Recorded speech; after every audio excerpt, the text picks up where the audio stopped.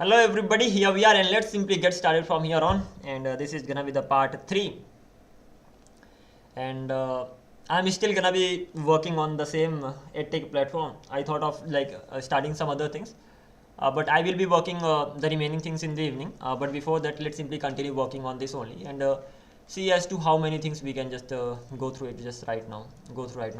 So coming back to this is gonna be the part 3. So without any further delay,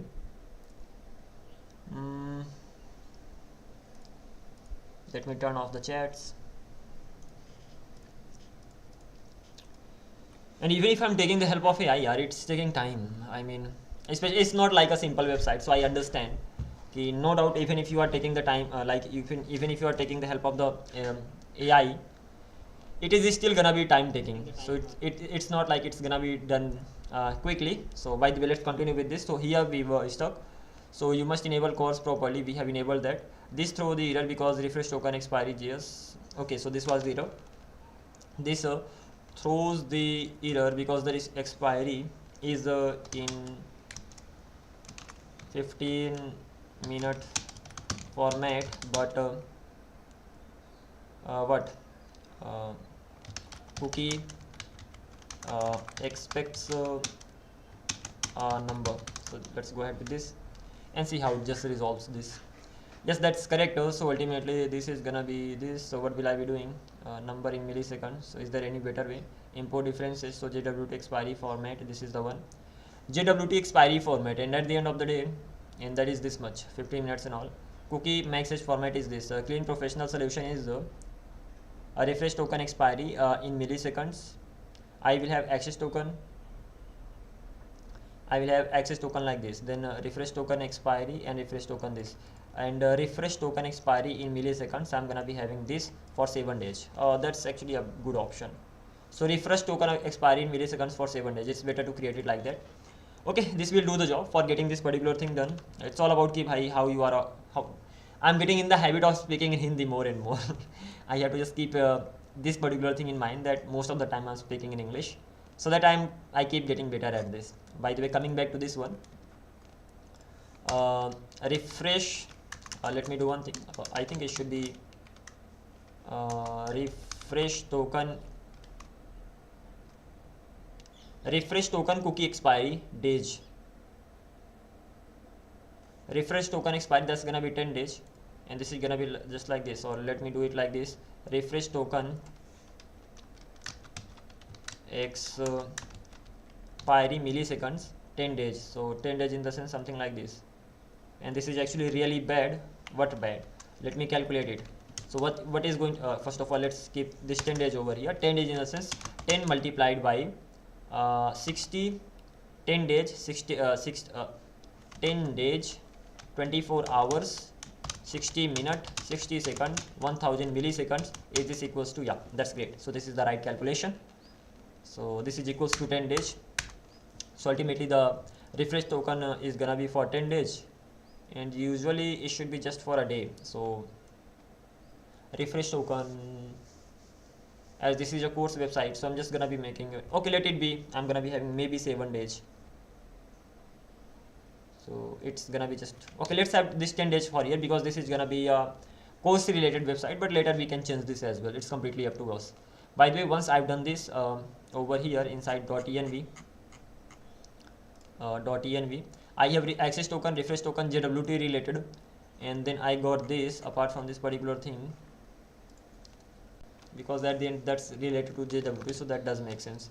So refresh token milliseconds expiry, and I'm gonna be having it like this, and this should be fine. So refresh token, and I'm gonna be by default it's gonna be just for 10 days, and this is how I'm gonna be getting it. Once I got that, so inside this cookie config, instead of using auth config JWT refresh, one more thing, I need to import inside auth config, and this auth config is going to be cookie. Yeah, it needs to be here. So I have this refresh token, and for this refresh token I will have expiry milliseconds just like this. And what will I do? I'm gonna be back here, auth refresh token, and expiry in milliseconds I'm gonna be having, and this way I will not get the error. Match the refresh token expiry. Let's get rid of this. set max age based on config. Yeah, that's right. And if and this domain is optional over here. By the way, I can dig deeper into it, but I will not even use this. I have just simply added it. What is this, by the way? Cookie name domain.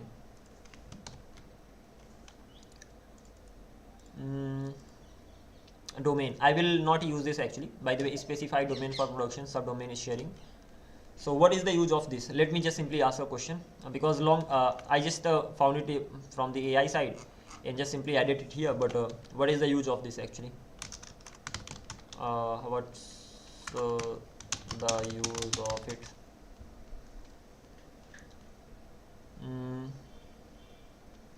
If it doesn't like play a major role, then I will just simply remove it from here. So this is the thing. So this conditional object spreading means if production is true and cookie domain exists, then add domain to cookie options. Otherwise, do nothing. So what is the domain in cookies? The domain property controls which domains or subdomains can access this cookie. So example, without domain, if backend sets a cookie from API yourapp.com, browser automatically sets the cookie for API yourapp only. .com only. It will not be sent to yourapp.com. Okay. So example with the domain .yourapp.com. So domain is gonna be .yourapp.com. So now cookie is valid for yourapp.com, API yourapp.com, admin yourapp.com. Okay. All subdomains. Why this is useful? If your setup is on front end yourapp.com, backend API yourapp.com, you usually want domain to be .yourapp.com, so the browser sends cookie to backend properly. Why in production, in development? Why only in production? In development, localhost this setting domain localhost often causes issues. Browsers treat localhost differently, so avoid in domain in dev. Just a minute, give me a second.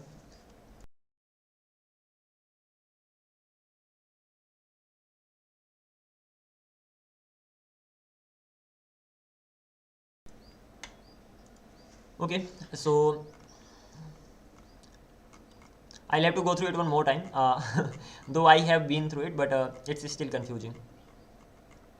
So let me just give it a proper give it proper time and just understand this. So what this actually does, this conditional object, okay, this is understandable. What is domain in cookies? The domain property controls which domains or subdomains can access this cookie. So if I'm actually setting a cookie on the front end side, on the basis of the domain, I can even allow or deny the access of the domain. Example without domain. If a backend sets cookie from API yourapp.com, browser automatically sets cookie for API yourapp.com only. So if this backend is setting the cookie is going to be only for this backend. Okay, it will not be sent to yourapp.com. Got it? Example with the domain yourapp.com. So domain is a yourapp.com. In this case, what will happen? Now cookie is valid for yourapp.com, API yourapp.com, admin yourapp.com, and this is gonna be really important here in that case. Okay, by the way, by default I will have that API only. Okay, all subdomains. Why this is useful? If your setup is front end HTTP yourapp.com and then backend is api.yourapp.com, you usually want domain should be .yourapp.com. So if I have, so it should be like .codingthecode.com. Okay, so the browser sends cookie to backend properly. Okay, fine. Why only in production? In development mode, localhost 5173 and localhost 8000. Setting a domain localhost often causes issues. Browser treat a localhost differently, so we avoid domain in dev. What this pattern means is production process.cookie domain. If this exists, in that case domain is gonna be equals to process.environment cookie domain. And usually this domain is what? This domain is the cookie domain in the sense whatever I've set in the cookie.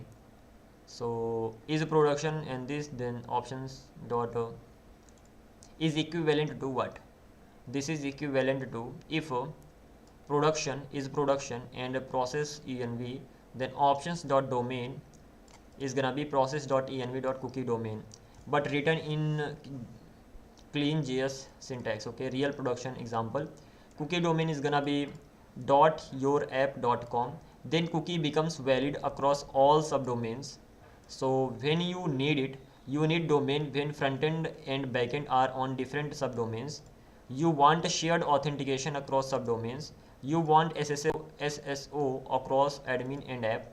So when you don't need it, if backend and frontend are on the exact same origin, that is not the case. If using localhost during dev. Final summary, this is how it's gonna be going ahead. So this is going to be useful what when I'm gonna be deploying it, and at that time,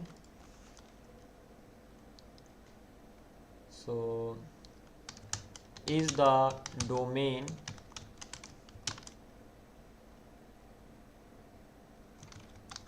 address of the backend?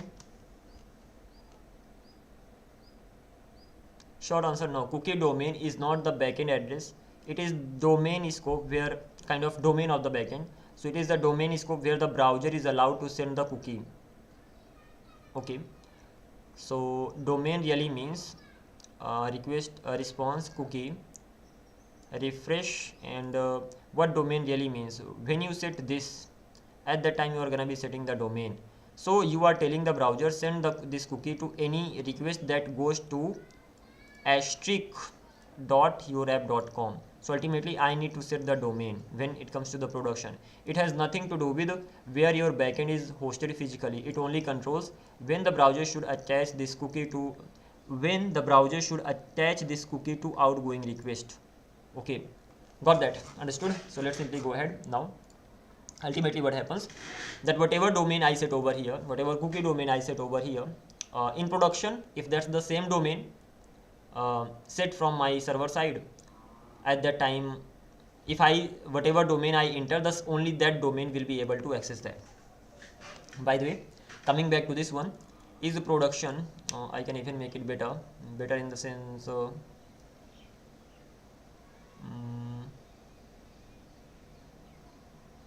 if production, in that case, just a minute, how can I even make it better? Let me cut this. Apart from this particular thing, let me get rid of this, and I have this cookie option, right? So I can just simply say that cookie option dot domain, and if in production, but cookie options domain, if in production, in that case I'm gonna be adding the domain, otherwise I will not be doing anything. But having said that, how will I get it? So app URL, replace this with this. Let me have domain first of all inside the environment variables, and the domain I already have. So cookie domain is going to be here, and now I'm not gonna be making it optional, rather it's gonna be dot coding the code dot site. Control C. Let me give it, is this domain name fine?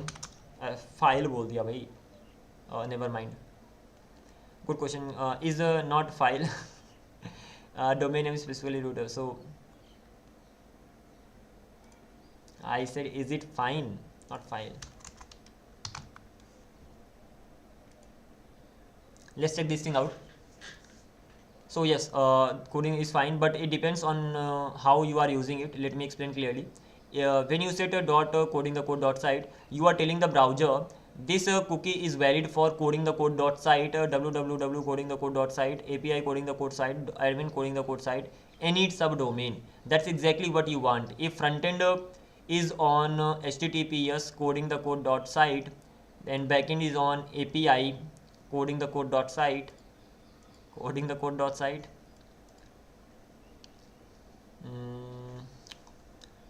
so it's like backend is gonna be app.coding the code.site, and this is gonna be on AP. Okay, that's great, perfect setup. Important rule about leading dot. Modern browsers actually ignore the leading dot, so I'm just gonna be adding the dot coding the code. I mean coding the code side. So this and this behave the same in the modern browsers. So if you safely wanna, if you can safely use this, and at the end of the day this is gonna be fine. Okay, going ahead with this. So let me remove this dot from here. So it's gonna be coding the code.site. I already have this domain, so I'm gonna be just getting it implemented at the end of the day. And this domain property needs to have some types. Over here I can come, and this domain, this is gonna be string, and that's gonna be optional. So this thing is going to be getting done. Once this thing is done, then I should not be facing this issue, but I'm facing that. Okay, apart from this particular thing, I need to get the domain. Domain is going to be of the app, so I need to go to the environment variable over here. This is going to be belong to this section. So over here I need to get my domain, and domain I will be getting it from there. App domain. Yeah, that's right, app domain. Let's go to the environment variable. Over here, this is the cookie domain. Cookie domain. What should be the name? Cookie domain or app domain? What should be the name? Cookie domain or app domain? Very good. Very good. तो ठीक है. I mean, when this I get the response, at that time I start speaking in English. Sorry, in Hindi. You are what should the environment variables be called? This or this? What is this value actually for? This value is only this value is used only for setting cookies. So at the end of the day, I will be just simply setting the domain over here. So its purpose is to control where the cookies are valid. So at the end of the day, it is not for front end URL, backend and all. So cookie domain is gonna be the best option over here. That simply means I can come back here, instead of setting the domain, cookie domain is actually gonna be cookie domain, just like this. So once I have this particular cookie domain, or let's simply have this domain, it doesn't really matter. So domain is gonna be equals to cookie domain, and once this is done, once I have the domain, and after that I have to import inside auth. So over here inside JWT I have this is not gonna be for authentication, like the domain is gonna be for all, so I can just directly access it from there. So I have access token, I have this token, I have security related things and all. And as for the domain, I will get it directly. Getting it directly in the sense env dot, one more thing, should I add the domain in auth.config.ts or directly use from env.ts.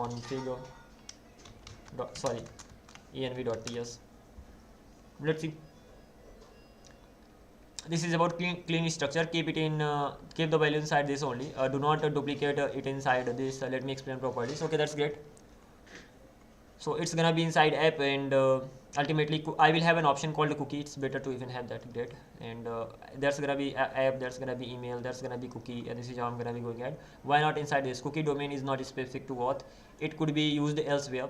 So auth config should only contain this. That's great, got it. So at the end of the day, what will I be doing? env.ts. Over here I have app. Inside app, let's cut it from here first of all. Inside app I have node, I have port, I have URL, and URL in the sense what is the app URL, and port in the sense what is the port, node environment. I have then JWT, I have tokens, I have email, and then I will have cookie as well. So cookie, and just here I will have the domain. So domain is gonna be equals to, or I can just simply say paste it here. So I will have a domain inside the cookie, and once I got that, after that I can just simply use it. So if I go to cookie config, so over here I can just simply say if it is in production, only in that case add that. So only in that case env.app dot not env app, env.cookie dot domain, otherwise undefined. So this is how it's gonna be going on. Any problem as such? This is string or undefined is not assignable to that is right. So let me use end over here, end, and in that case I'm actually gonna be removing that undefined from here. So is production,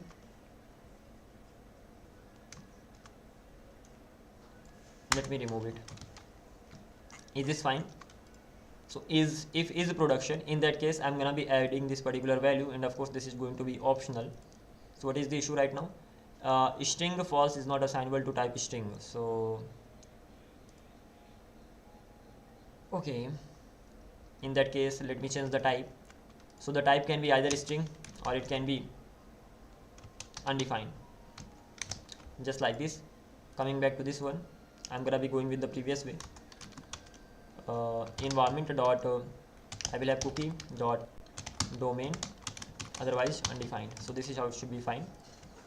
So ultimately overall configuration is done. Whatever I had changes I had to make, I have made them, and that is it.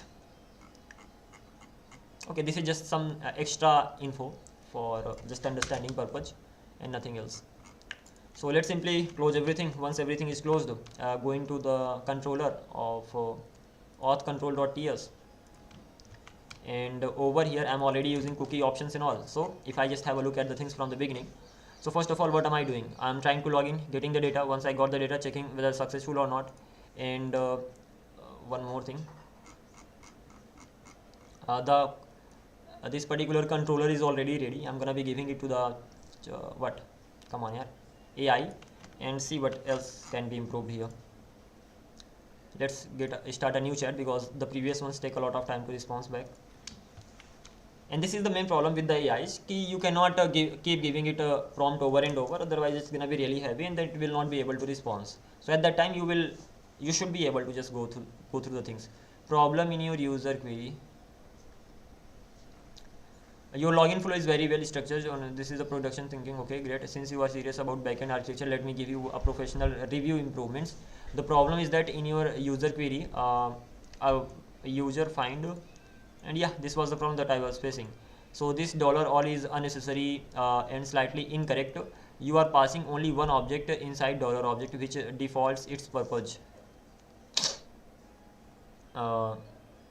Which defeats its purpose. So better can be directly find it like this. Yeah, that's also true. I mean, whether you use that or you use this way, that's gonna be working too. So understandable. And this is gonna be query, and I can just simply go ahead with this. So let's do it. So over here, it's not like that's not gonna work, but or is mainly used for two conditions, and over here even this particular thing is gonna be working straightforward. So let's go ahead with that. Logic improvements, very important. So you have user.login attempts, auth config security max login attempts, but the real logic should be check log first, because if account is already logged, you shouldn't relog it. So before even checking this, you should be checking whether the user is logged or not. So current flow should be first of all check the log, and after that check the login attempts. Okay, got it. So this can be improved easily. So this is the user logged. What is the issue with this? Is log does not exist on time. Fine, I will be adding it. Control X, and before I'm doing it right.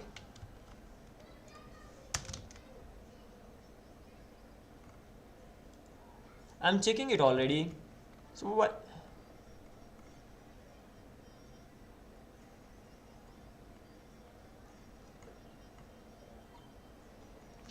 It is saying current flow should be ki bhaiya, first of all check. I'm in the habit of saying bhaiya. Okay, never mind. So it is just simply saying that check whether the user is logged or not, and if the user is not logged, then try to check the, I mean, at the like if the password is wrong and all, and if it has increased, I mean, kind of if the user has exceeded the login attempts, in that case just simply log the user. So this is how it's gonna be going on. And major security improvements important. Right now you are returning user. This is dangerous if you are not transforming it properly. I'm already transforming it, so I don't need to. If you have to JSON transform, never trust raw mongoose documents. Even if you have to JSON transform, never trust raw mongoose. Okay, so professional way could be what? Professional way could be कि safe user is gonna be user.toJSON returns only safe fields. So I need to make it like this. Okay, fine. I need to even check whether how the things are working at the end of the day. But okay, this is the thing that I'm setting here. Apart from this particular thing, I'm just simply returning from here, and overall things are fine.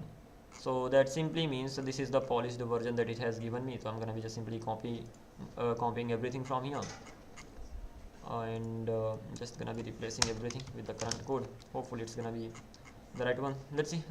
Seems like I'm getting many errors.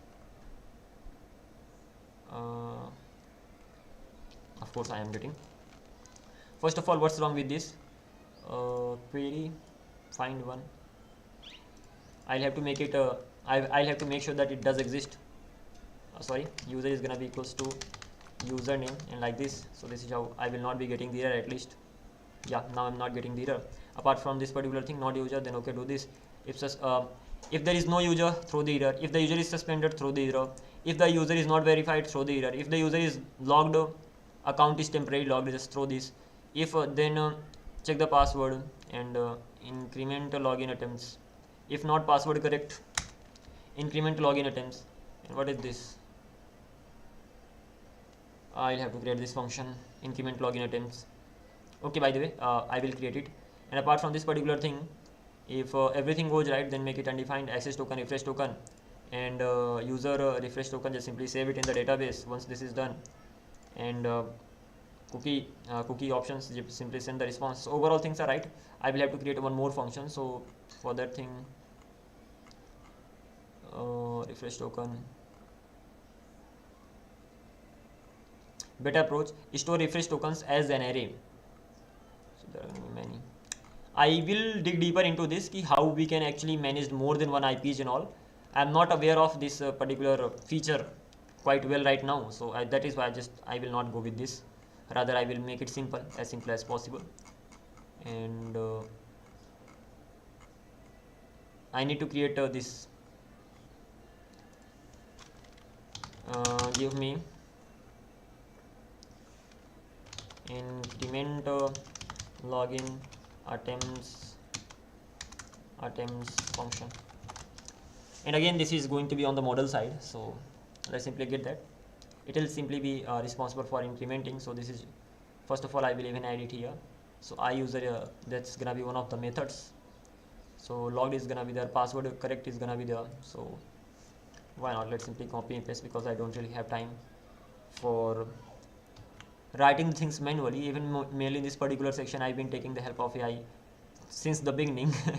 So this is how it's gonna be going on. The first project in which I took the help of AI a lot. And it's good if I understand, if I know how the things work, how the things are working, then what's the problem? Let's simply replace this with this one. So increment login, it will be just simply incrementing the login, and at the end of the day, it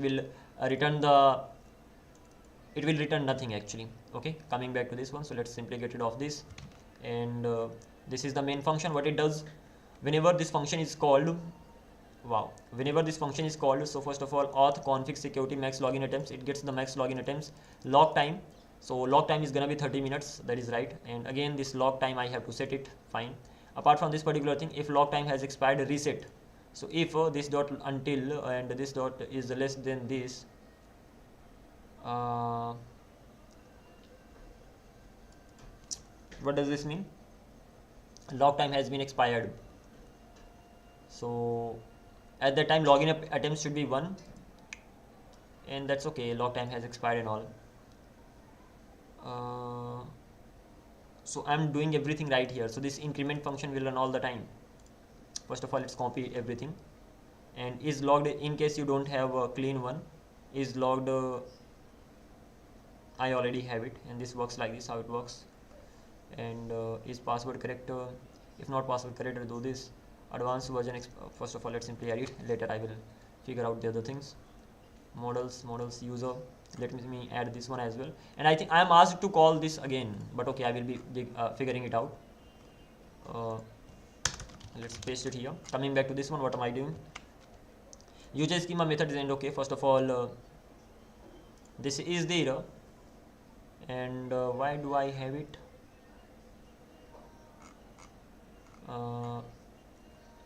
Document unknown ID is not assignable to type void. Return this. Okay, I'm returning this dot save. So ultimately,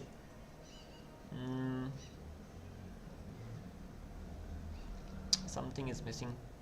Okay, first of all, what am I doing? Just to give me a second.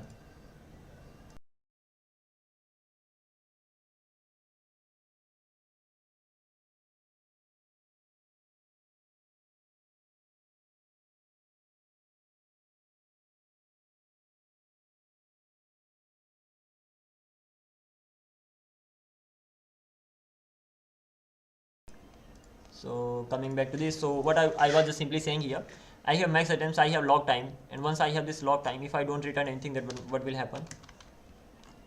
Then what is the main problem over here? And when it comes to this, so increment login attempts, it returns a promise of void. Increment login attempts, it returns promise. That simply means it doesn't return anything. And coming back to this one, this log until date dot now, and first of all I have to compare it with the new date. First of all, this thing, so at least this is going to be fine, hopefully. Yeah, this is fine. And login attempt is gonna be 1, and log until is gonna be undefined. The return is gonna be this dot save. So I'm returning this value, this dot save. At the end of the day, value is being returned. And this dot save returns what? This dot save returns the whole object, and that's the same object I'm returning from here. So I think that's the problem here, because at the end of the day I'm returning the value, and what do I have to do? Do I have to return the value here? Coming back to this, login. Over here, so if password is incorrect, I have to just simply call it. I don't even have to return anything. That's okay. And as for this one, login attempts 0. If password is incorrect, then login attempts is going to be increasing, and lastly I will be setting it to null. If I just simply go ahead, I'm not even gonna be promise void. That's okay. Let's come back to this one. Don't believe in the AI. Let's simply remove it. Okay, so ultimately promise is going to be returned. So if this dot lock until exists, and if it is less than what? If lock has expired, reset it. If lock has expired, I'm going to reset that, and if it hasn't expired, then I will be adding it. So it's like when will the lock expire, and when will this event get triggered? So suppose a user tries to join, a user tries to log in, the password fails, so it became 1. So at that time there will be no lock until. That simply means it will never run. And when there is first attempt, so this dot login attempts is gonna be added by 1, so there is gonna be one failed login attempt. And after that, if exceeded max attempts log account, so this is where the account is going to be logged. So login attempts greater than this max accounts, and at the end of the day, if it just keeps increasing, so this is going to be logged. So even this makes sense, understandable. Okay, I'm not gonna be returning anything from here. So right now login attempt is 1, then 2, then 3, then 4, then 5. 5 times user tried, and this time the value of this lock until will be set. That simply means when the 6th time the user is going to log in, at that time the value will exist. Okay, this dot lock until is gonna be less than the new date. Lock until gonna be less than the new date. Again, this is not gonna be less than the new date. It is actually gonna be greater than. Then that's great. And so what is the use of this? If lock has expired, reset it. lock has expired. So the sixth time when the user actually joins, there is the lock value, but at the end of the day the lock value is not less than date, new date, so it will not run. Then after half an hour, okay, what will happen? After half an hour user will try to log in again. At that time lock until value will still exist, but this time this will become true. That simply means this particular section is gonna run, and at that time login attempts is gonna be 1, because that's gonna be the first attempt. And okay, got it. This happens after 30 minutes. So expired, that simply means at that time I'm gonna be resetting it. So this does make sense. I was unable to understand this particular code exactly when it works and all. It works after 30 minutes when the user, after the user has been locked. Okay, so this much is done, and once this section is done, coming back to this one, hopefully it's gonna be done very quickly. User, fine. If not user, let me have some comments over here. So first of all, this is gonna be validate request body, and this simply check whether the validation is right or not, and after that get the data. So find user, nope, not this one. Here in this particular section, find user by email and or username. Once that is done, then check whether the user is actually check if user exists. In that case, then the second one is gonna be check if user is suspended. This is how I will have many comments. Then check if user is verified. Then check if his user is logged. Then check if account is logged due to too many failed login attempts, and is password valid. After that, if that is not logged, check if password is correct. After that, if password is actually correct, in that case reset login attempts and log until on successful login, and log until on successful login. So ultimately login is gonna be done. And if the password is incorrect, in that case I'm going to increment the login attempts, and this is how it's gonna be going ahead. And once this thing is done, then generate access token and refresh token. Once they are generated, save them in the database. So save refresh token to the user document. Once that is done, after that I'm gonna be set the refresh token in the HTTP only cookie. So this is gonna be set, and lastly I'm gonna be returning the response from here. Return response with the access token and user info. So done. So this is the login route, login controller that is ready. And overall things are, one more thing I have to ask, and that is to JSON.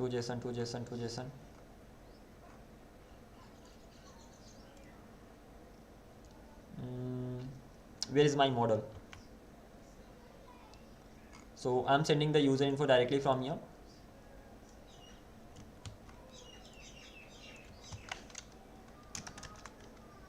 Is it compulsory? Is it compulsory? Is it compulsory to use to JSON? Because I am already using this in the model file. Let me give that code as well. This is the model file, and this is a to JSON that I'm actually using. Control C, coming back here, send it. Excellent. Okay, question is excellent, I get it, but it depends on how you are sending the response, how mongoose to JSON actually works. So you configured this like this, that's great. This means whenever JSON stringify is called on the document, or when you express sends JSON using response.json, mongoose automatically to JSON internally. So this to JSON is called by the mongoose whenever I stringify this. In your case, you are doing I'm just simply sending it. Since response.json internally uses JSON.stringify, user.toJSON will automatically be called, your transform will run, and only safe user fields will be returned. So you do not need to manually call user.toJSON. When should you call to JSON manually? You need to call it manually when you are manipulating the user object before sending. So to JSON safe user dot extra fields. So you are spreading object like this. So you are using and one more thing, I've never been using len, crazy. So first of all, you should when should you call to JSON manually? You are manipulating the field, manipulating the user object before sending. You are spreading the object, okay, and you are using len, fine, and important subtle details. This dot data is gonna be, if you are if your API response class stores data in later modifies like and later modifies it like this, then spreading may break the transform. Okay, professional recommendation, even though it is not compulsory, many senior backend engineers do this, so they always use this. So my recommendation, just use this directly, and that's it, nothing else. So that is why it's being used over here. Having said that, coming to this one,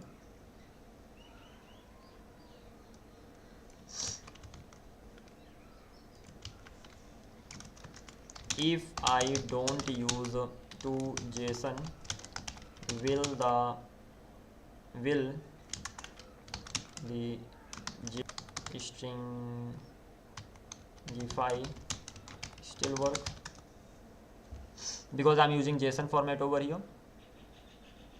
Yes, JSON.stringify will still work even if you don't manually call this. Let me explain why.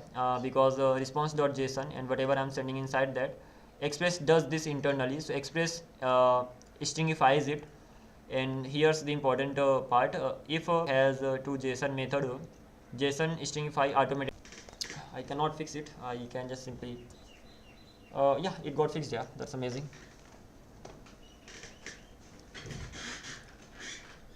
Alright then, where will it break? Where it breaks? If you use len, const user await and find one and all.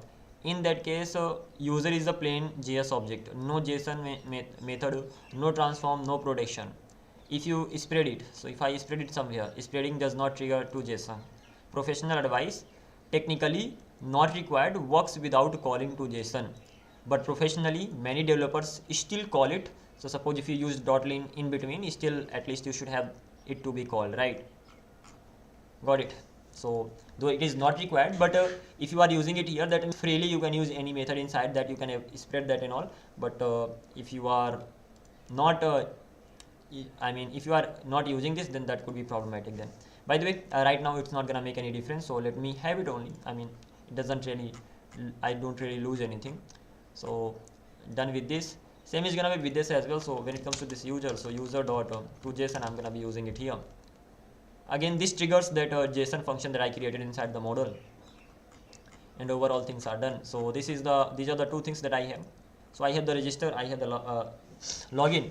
Now let's talk about the logout. When it comes to logging out, that simply means I have to remove the cookies from the front end side, and the job is done. Not only that, I have to remove the refresh token that I have in my database. So ultimately what I want it to do, as soon as I click on logout, my refresh token should be removed from the database side, and the refresh token that I have saved in my database on the cookie, that should also be removed.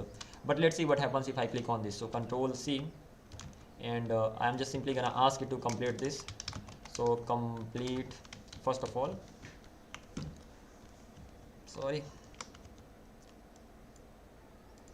it takes quite a lot of time. That is why I just keep opening new chats so that I get the response quickly, because if you give the ChatGPT a lot of prompt, then it's gonna be problematic. So I'm going to give it my register route and login route, and I'm gonna be giving it all of them, and I'm gonna ask it to complete the logout. Complete logout.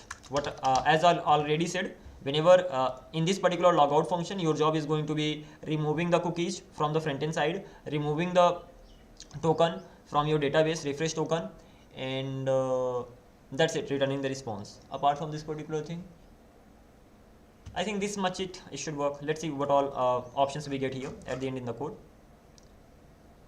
So let's properly complete that.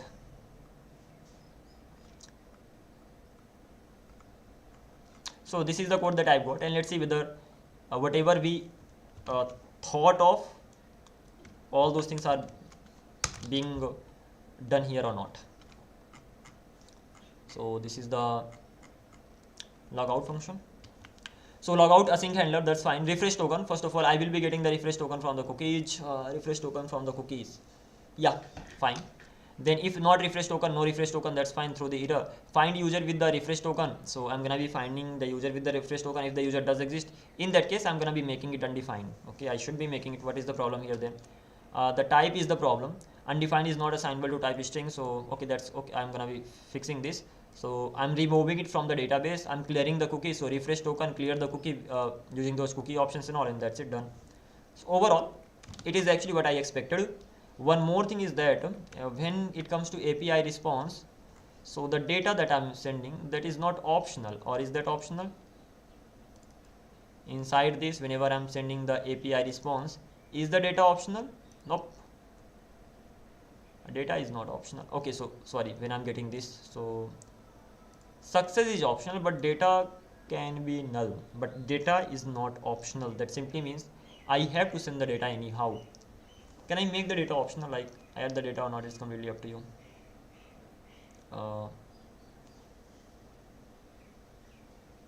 You can do that too, but it's better, it's good to just send some data. So whenever we are logging out, we don't really need to send any data, right? That's also true. We can just simply send success. Yeah, we can send some data anyway. What can we do? Just a minute.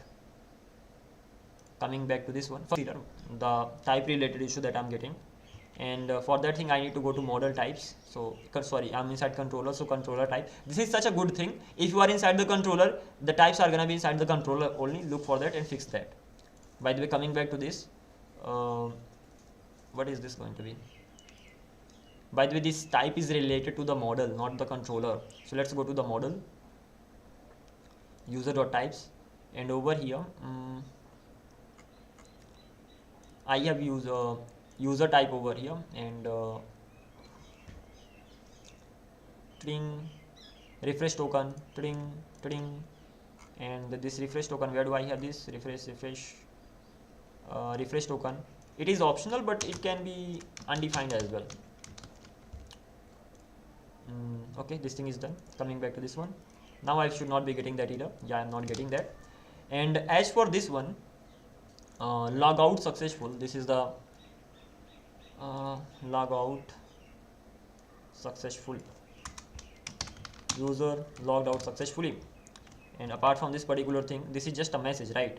So API response message, so that's gonna be message, and data is actually gonna be null. So I will send the data, but this time data is gonna be null, because at the end of the day, what data is not optional, data is required. So if I come back here again, so data can actually be of some type or it can be null. So by default I'm setting it null. Having said that, if you don't really pass the value over here, you don't really pass the value of the data, that will set to null automatically. So yeah, it's optional as well, because I'm already assigning it the value over here. So in case if I forget to pass the value, that will be I cannot make it. I can make it optional. Why am I not able to make it optional?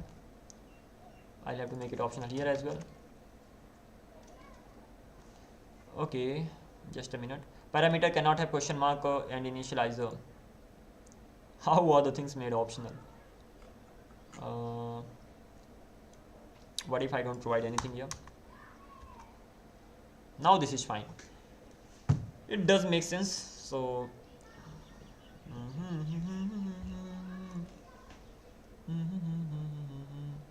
I'm making the data optional in the API response. Let me ask AI, should I do that?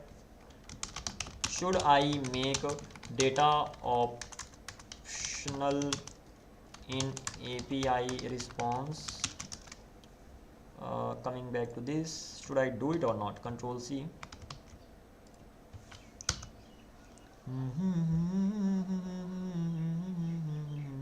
No, you should not make response, but you can make it optional in the constructor. So let me explain properly. So public read only, don't make it optional here. It should definitely be here. But into JSON you return this dot data, which means data was never passed, it becomes undefined. So but in your return type says this, so that does not include undefined. Okay, got it. So TypeScript wise this is inconsistent, so don't make it optional here, make it optional in the, or even better, keep constructor data optional, but always return null instead of undefined, like this. So that's the same thing I had initially. Okay, let's go with this. Okay, fine. Why this is better? Frontend always receives status code success data is gonna be null instead of this, and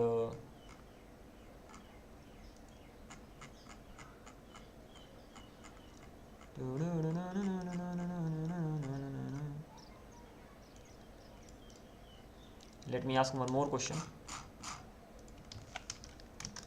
Is this fine, or do I need to add null for data? It is automatically, so then this is completely fine. You do not need to pass null. Why? Because it is automatically being set. And when you would need to pass null, if that is actually optional, then final answer for your setup, this is done. Then your logout response is perfect as it is. Great, thank you. So this is fine. So logout is done as well. So let's simply close this. So logout section is done too. Login is done. Login is done, and when logging in, am I sending some? No, I don't need to send the email. While signing up, I need to send the email, and that's it. Let's talk about this refresh token. What do I need to do here when it comes to this refresh token? So let's talk about what should be done inside this particular controller. So this refresh token should be getting the refresh token first of all from the query parameters. Once it query parameters, no, you don't even need to use the query parameters. You can send a refresh token in the cookies, so it will get the refresh tokens in the cookie. Once it gets the refresh token, after that what will it do? Once it got the refresh token, it will verify whether that refresh token what should it first of all, it gets the refresh token, then it will decode that refresh token. After decoding, it will get the ID of the user. Once it gets the ID of the user, it will check whether the user actually exists in the database. If the user exists, after that it will do what? After that it will recreate refresh token and access token both. Once it creates both of them, it will save the refresh token in the database, and it will send the refresh token in the cookie, and it will send the access token in the response. I hope it is clear. By the way, let's give it the same thing, copy the whole thing, and I will ask the AI to just simply generate this particular controller's logic. But before that, the way, I mean, you should be able to think ahead. Okay, AI is going to generate, but AI is going to generate this. If you are able to do this, take the help of AI. But if you are not able to do this, you need to be careful don't take the help of AI blindly. You should know what AI is going to return, and in between, if AI returns something extra, at that time learn that and go ahead. Okay, it's gonna be completing refresh token endpoint. Okay, so what it says: read refresh token from the HTTP only cookie, verifies the refresh token, decode that, check if it exists in the DB, generate the new access token, optional but recommended, rotate refresh token, send the new access. It's exactly the same thing. And what am I gonna be doing? I'm gonna be copying it everything, and let's see whether everything is right or not, and after that we'll go ahead. Cut. Okay, coming back to this one, refresh token. First of all, it gets the refresh token from the cookies. Great job. Incoming refresh token. Once it gets that, then it checks whether it exists or not. After that, verifying in the sense it will decode it. How will it decode it? It will decode based on the JWT secret that you used while actually creating that. So this is actually the refresh token. So I can say, first of all, JWT. Can't find JWT. I need to import JWT. So let's go to the top. Get rid of this bcrypt, and over here I will import JWT.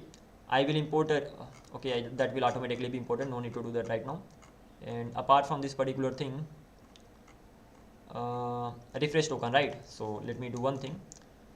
This refresh token is gonna be equals to how will I get the refresh token? Let's get the refresh token here, or maybe here, const refresh token is gonna be environment variable jwt secret. Let's see whether this is the right path or not. So environment variable dot jwt dot, should I get it from jwt or should I get it from the auth? This this can be, I can get it from the auth as well. So auth config dot tokens jwt, what does the token contain, dot refresh token secret. So this is how it's gonna be going ahead.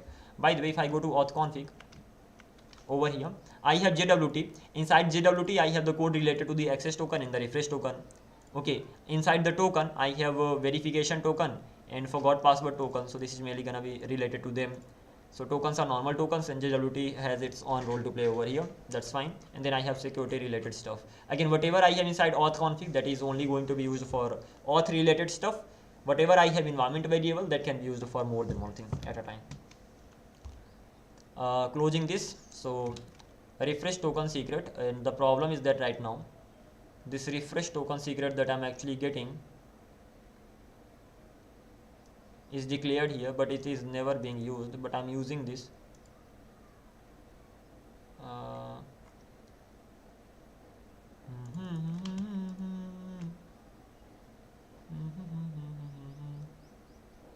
Refresh token.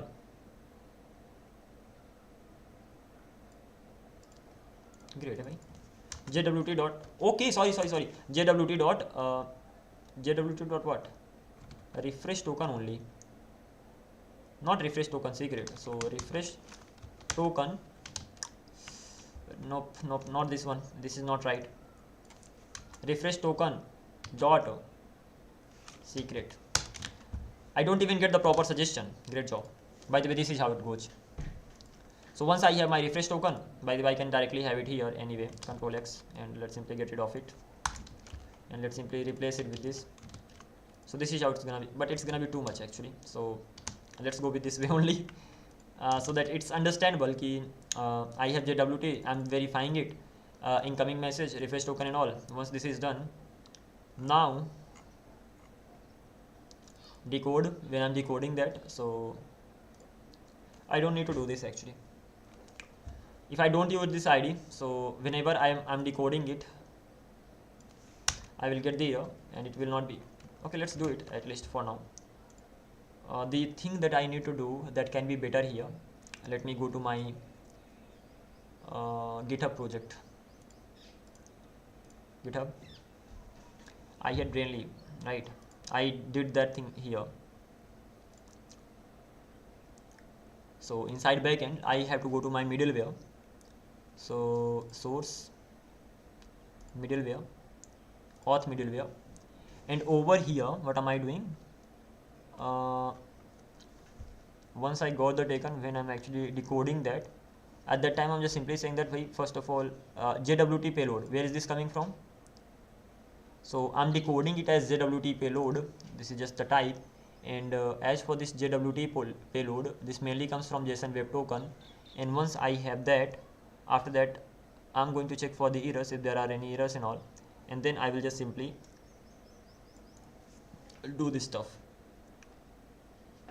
And again, for adding this, I must be using the type. So type, in the sense, if I go to the types in here, and when it comes to this particular type, so I have user type, tag type, sanitize, link, health, express.d.ts.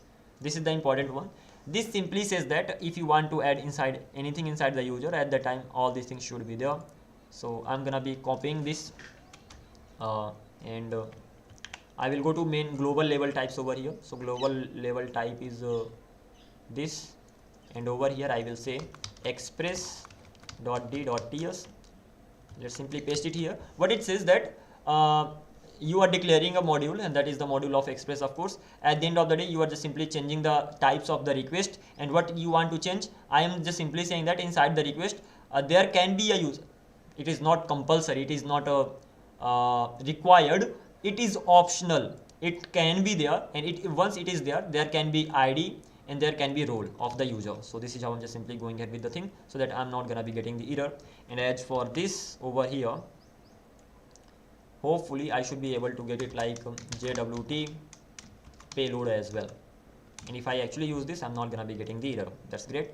So I have this decoded value. If there's any error I get, I'm gonna be just simply say that invalid or expired token and all.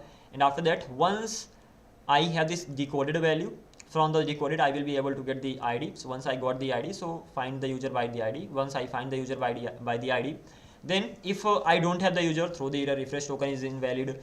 If user.refresh token is not equals to incoming refresh token, so the user is definitely having a user, or user has the refresh token in the database that is already saved. So if they are not equals, then just simply return. Lastly, if everything goes right, after that generate new access token. So new access token is going to be generated. Not only that, optional but recommended, rotate refresh token. Ultimately new refresh token is gonna be generated as well. And ultimately I will be generating both of them. Once I've generated both of them, I'm gonna be saving the new refresh token in the database. Once that is saved in the database, I'm gonna be saving the new, sending the new refresh token in the cookie with the response, and token refreshed successfully. And access token, I need to have the type over here because I'm just simply returning the access token here. So what can be the type? Refresh token response, that is it. Of course I will have to import it, or have I already done that? I've already done that. Nope, I haven't done that yet. Let's simply import it here. So this is done. It has the access token, and access token is gonna be equals to the new token, new access token. What is the problem here? Let's go to this one. Token, it should be access token. So refresh token response, it should be actually access token, just like this. Now I will not be getting that error. So that is it. This much is done. So it should be pretty much simple to understand what I'm actually doing. First of all, I'm getting the refresh token from the cookies. To get refresh token from the cookie, once you got that, check whether that exists or not. After that, verify that. When you are actually verifying that, decode it. So we only verify tokens signature and expiry here. What the hell? Just a minute. Decode incoming refresh token. Once I got the, I'm gonna be getting the, I'm not providing one thing. Incoming refresh token I'm providing, that is great, but how about the expire time? Shouldn't I check whether that is expired or not? Just a minute. Okay, coming back to this bearer token. So it can directly be verified. Yeah, if it gets expired, so at that time that will not be verified as well. So once the JWT token is expired, that simply means a verification will fail. So that is something that will definitely happen. And once it does happen, so you don't really need to worry about anything else henceforth. Okay, fine. By the way, apart from this particular thing, I have incoming refresh token, and then refresh token secret, find user. Once this is done, find the user. Once the user is found, check whether that is check if the refresh token is exactly the same or not. Once everything is done, generate a new access token and refresh token. After that, simply save them in the DB. So let's simply update refresh token in the database. Once that is done, then just simply send the cookie. So set a new refresh token in the cookie, and lastly you will be sending the response. So send a new access token in the response. So this is how the things are going to be going ahead. So this thing we've done as well, quite simple actually. Still working on the forgot password and reset password. Let's check this thing. What will happen? I'm in the habit of saying key. Okay, so what will happen when we when forgot password controller runs? So first email. Okay, once it gets the email, it should verify whether the user actually exists or not. Once it verified key that, use that instead of key. Okay, so once it actually verifies it that the user actually exists, after that what will it do? I got the email, I verified the user. After that I need to send an email, and this time this email section is gonna be coming again because I just had it in the sign up section. So once the user is, not only that, I will have to generate the token. Once I generated the token, then I can say that now send the email. So this is how it's gonna be going ahead. By the way, what will I do? This is a simple thing. Give all the controllers that you got ready so far, and the last one will be generated. Most of the things are already gonna be written. Few things we will customize it as per our choice, and this is how we are gonna be going ahead. Make the write the forgot password controller. It's simple, easy peasy. I like it. For the first time, I don't have to write the code. I have to just use my brain. Okay, this should happen, then this should happen, this should happen. Then I have to check the code, whether the code is right or not, whether it is working or not, whether there are some errors or not, and that's it. Done. So what it is doing, user enters the email. If user exists, generate the reset token. If save has the token plus expiry in the DB, send email with reset link raw token. Again, I will have to generate the link over here. User clicks link reset password. User clicks link reset password. Then again, the job comes to the reset password. Let's not worry about that. But first of all, this is the section. Then it even gives me the code. Let's not worry about it. Let's simply focus on the code, because that's just the explanation part. Okay, this is the reset password. Ding. Coming back to this, let's see what happens. Oh, first of all, this is the error. Why is this? For some reason I'm getting this error, because I am repeating it twice.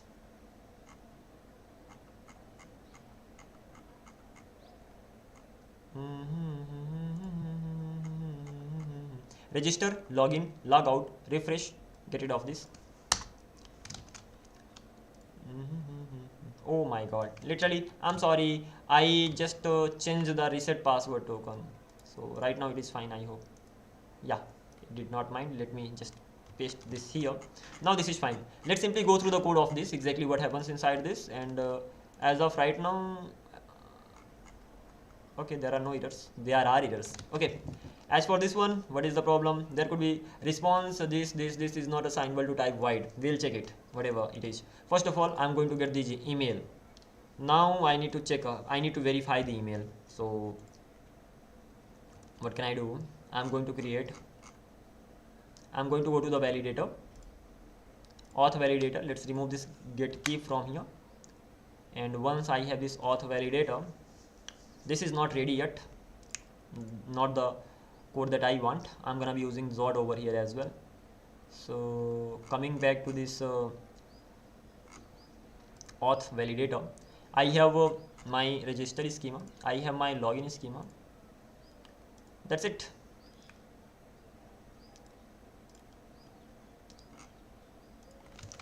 Create forgot password schema for Zod and validate the data.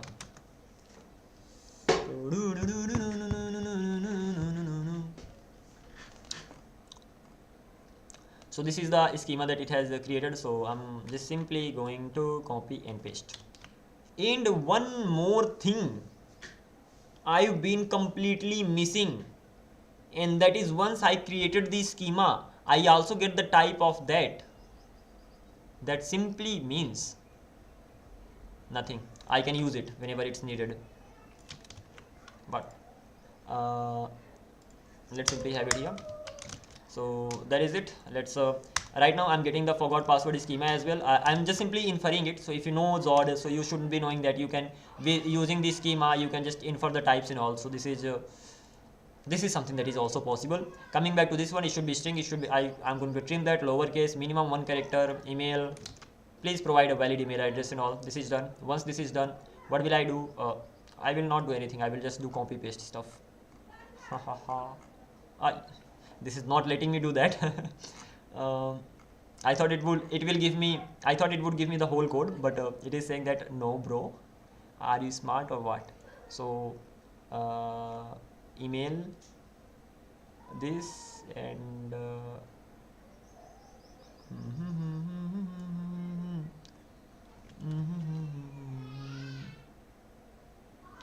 if not user this rest of your logic.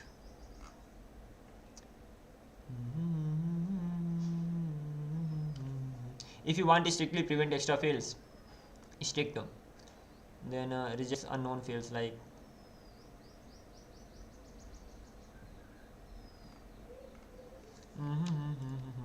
okay. I will have to customize it. It did not give me the whole code, and I'm not gonna be asking it to give me because this is easy peasy. So we can just do one thing. We can just simply replace this much with that. So validate, coming back to this one. First of all, I'm validating it. I need to import it. So let's simply import it. I hope this is done. Once this is done, I'm parsing it. Once it is parsed, if the success, then do this. Otherwise, if there's any error, then do this. Otherwise, once I get the email from request result or data, find the user. Once the if not user, don't reveal whether the user exists or not. Yeah, that's a good step to just go with. Good thing to go with. So response status 200 JSON. I'm still sending 200 because I don't want. When you are trying to forget the password, I don't want you to know that okay, this email actually exists in my database or not. So that is why I'm gonna be sending 200. And new API response, if an account with this email exists, a reset link has been sent to your Gmail, email, whatever, and the data is gonna be null in that case. Okay, that's fine. That simply collapse this. Coming back to this one, generate reset token. If that actually exists, then I will have to generate the reset token, and this is going to be wrong. So I will be getting what I want, hashed token, and I want token expiry. I don't want raw token, so let's simply I just want token expiry, and collapse. So generate token will just simply give me this, and auth config reset password token. Reset password token.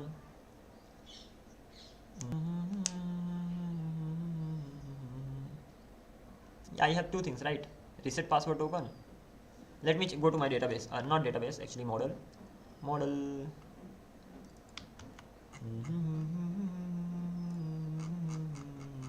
Okay, so I actually have my forgot password token. I don't have reset password token, and that is understandable as well.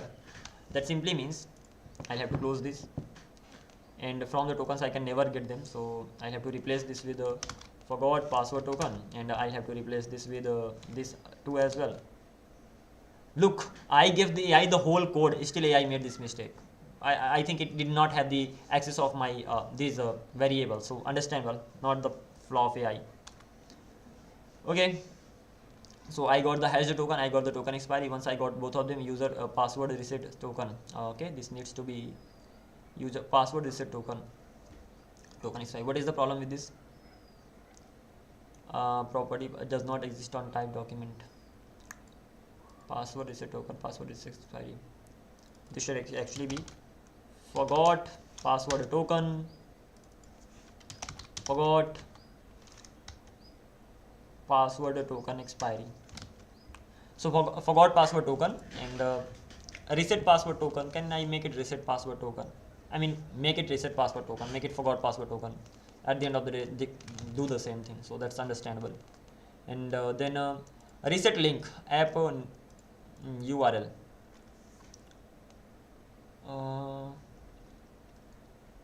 URL, what does it return? So in the URL, just a minute, I need to check this thing. So I need to go here, and this URL, I am getting the app URL. This is the app URL, got it. So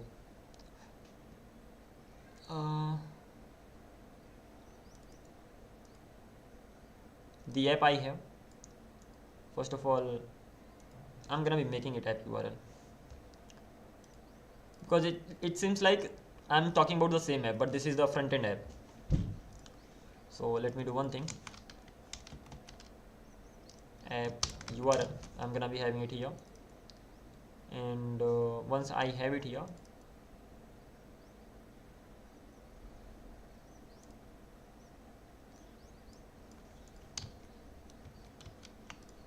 let me give it to the chat GPT now, because the naming convention is wrong here. Don't you think the naming convention is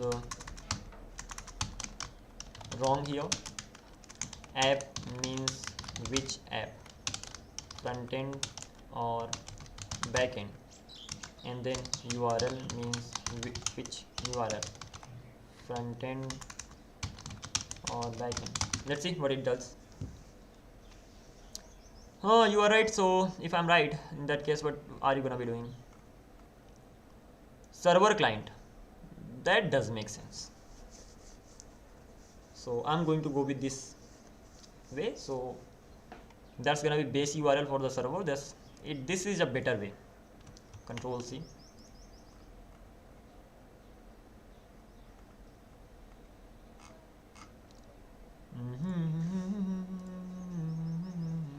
I'm gonna be replacing this.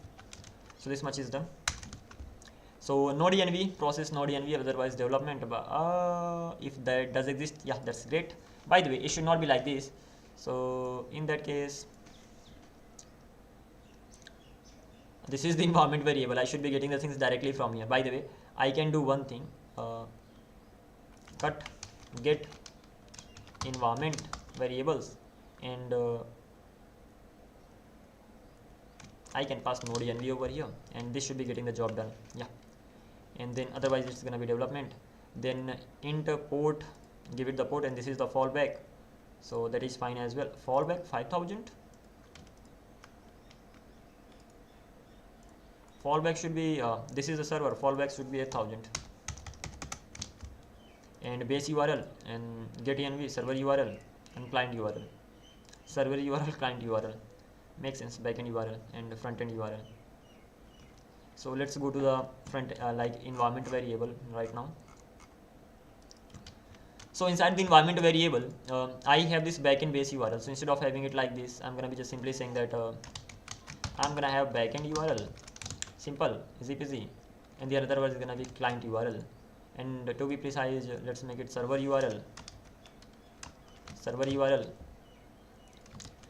Okay.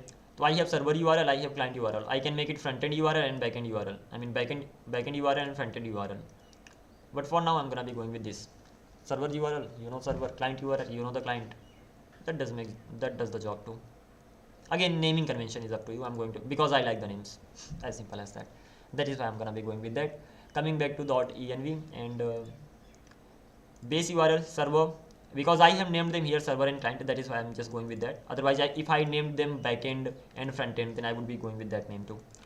So server and server URL. Get this base URL is gonna be here client URL, frontend URL, and that's it. I have then JWT. Inside JWT, I have then inside the tokens, I have token related code.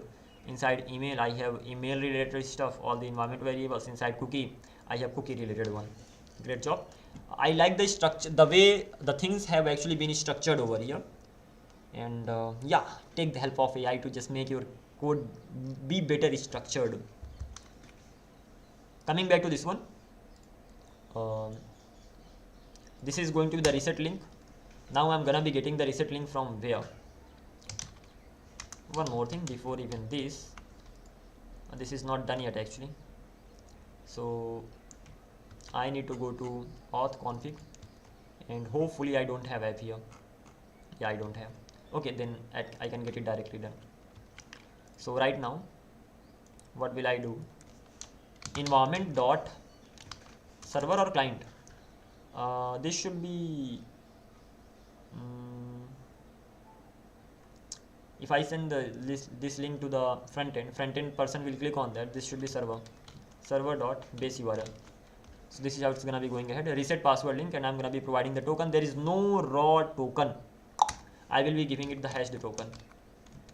Extra what? Extra security. You got the token, you are hashing that. Okay. By the way, reset create body. So it's time to create the body. For creating the body, reset body, and I'm providing it the full name. I'm providing it the link. And what is the problem with this? There is no create reset body. Okay, right. So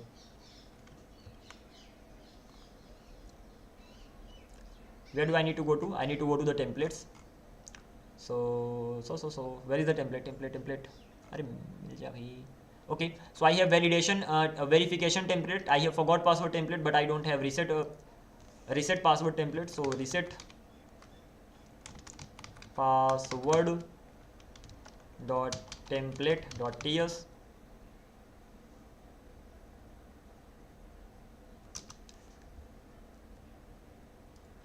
And verification is what? Verification. So verification email. verification stands for, okay, that does make sense. Okay, I'm not gonna be changing it for now, but you could even name it better, verification email template dot ts and all. But okay, verification in the sense will stand for the account only. You can name it even account verification and all. But for right now, I'm gonna be just the way I have this forgot password.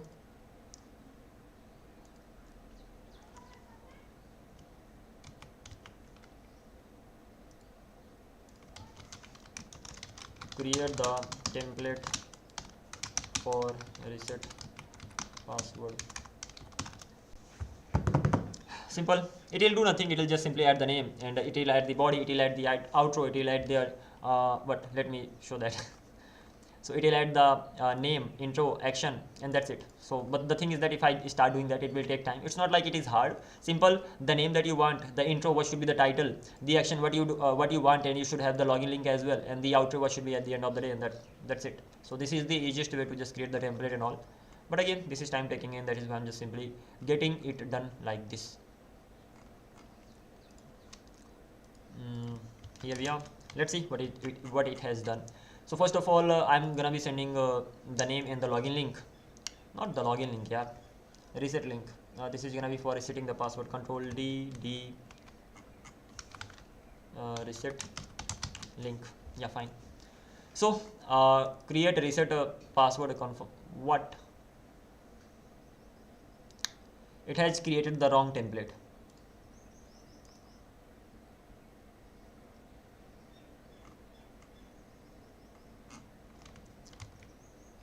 Bad.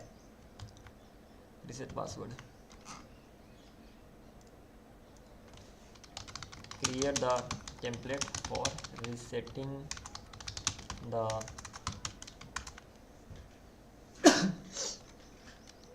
resetting the password.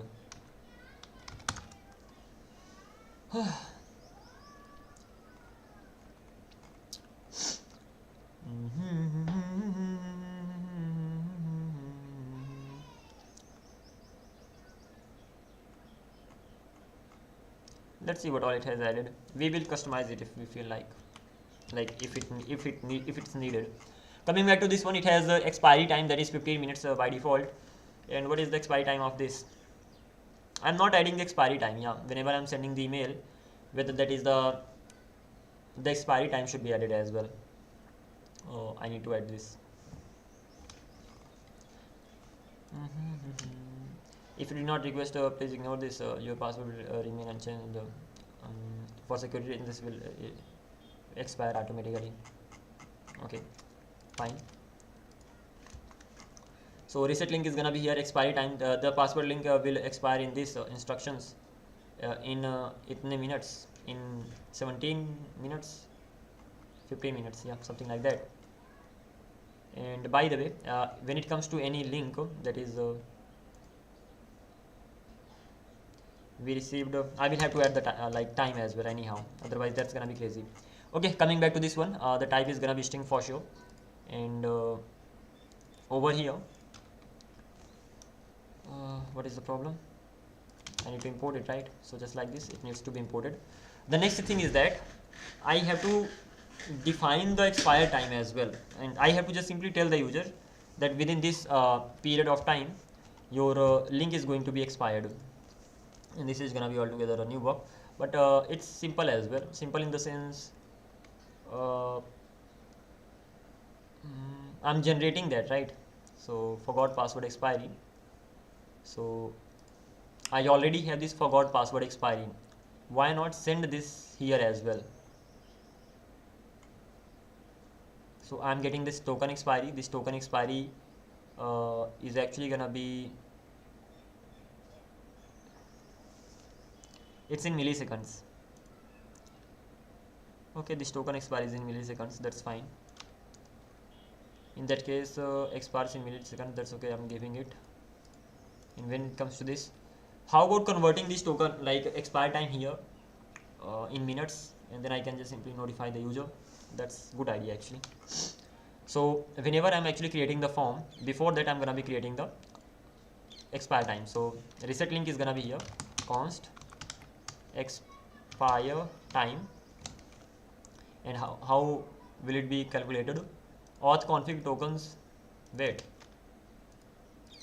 forgot password. I'm forgetting the password, that is right. So getting too much. Auth config tokens, forgot password, and expires in milliseconds. So why do I even need it again if I have it at the top? And not only that, I'm gonna be generating the token using this, right? So the token is going to be generated using this millisecond, and when the token is generated using this millisecond, so if I actually come back here, so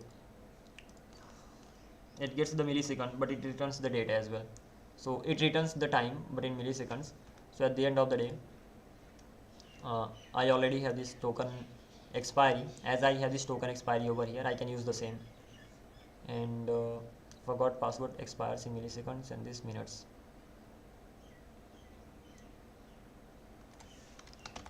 Token expiry. So token what is the problem? At the left hand side of the enact must be any number begin and all. And this token expiry is what? This token expiry is actually a string at the end of the day, because that's what I'm returning. Is that so? No, that's actually date. So new date. What is this token expiry? To check this, I will have to go to the model.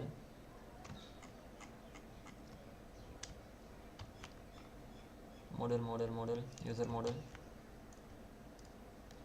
token expiry.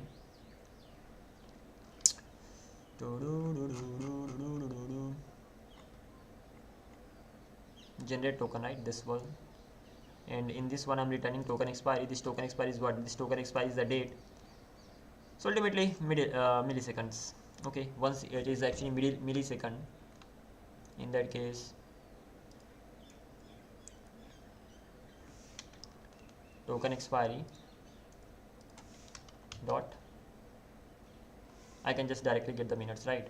So instead of doing it like this, token expiry dot I can, okay, fine, get minutes. I can directly get the minutes like this. Just that's it. So I will get the minutes. Once I got the minutes, I'm gonna be just simply passing it here.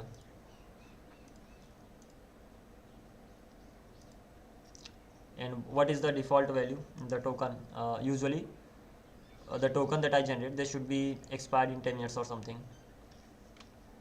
So let's say copy it and just simply paste this expiry time first of all. And apart from this particular thing, I have to check the expiring time, exactly what is the expire time by default. So if I go to the environment variables, if there's any token I'm generating, any token generating in the sense there could be mainly two types of tokens: forgot password, reset password. So they should have their not forgot password and verification. So if I come back here, access token, refresh token, they have their own. Okay, that's fine. Then the main thing is here 10 minutes and 10 minutes, both of them are gonna be having 10 minutes. Token expiry in milliseconds, that's gonna be 20 minutes. Can I get rid of this? Yeah, I can. Okay, this much is done. So this is how I'm gonna be going ahead. Verification token expiry, forgot password token expiry, this is done, and that is actually 10 minutes by default. So I can actually be back to this auth controller, and once I got the token expiry, I can go to this reset password, and over here I can actually make it 10 by default, and that's it. It's gonna be done. It will be expired. And the same thing I need to do when I'm actually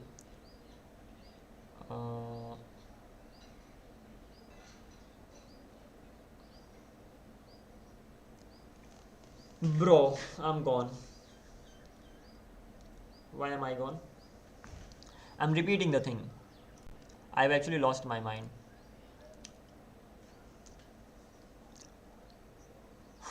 Okay, even though I've lost my mind, I'm still gonna try it. Okay, so we received a request to reset. If you made this, what is the instruction? Click this button below to reset your password. Ultimately, both these emails are same, so this instruction is gonna be removed.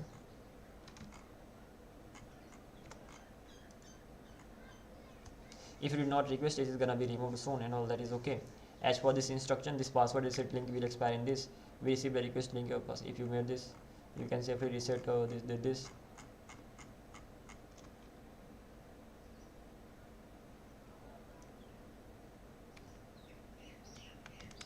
Control C. Let's go back to this one. Calm down, we can still go through it. So click the button below to reset your password, just like this.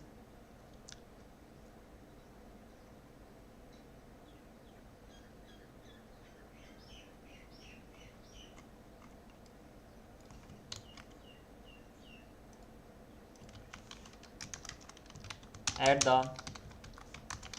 the expire time as well.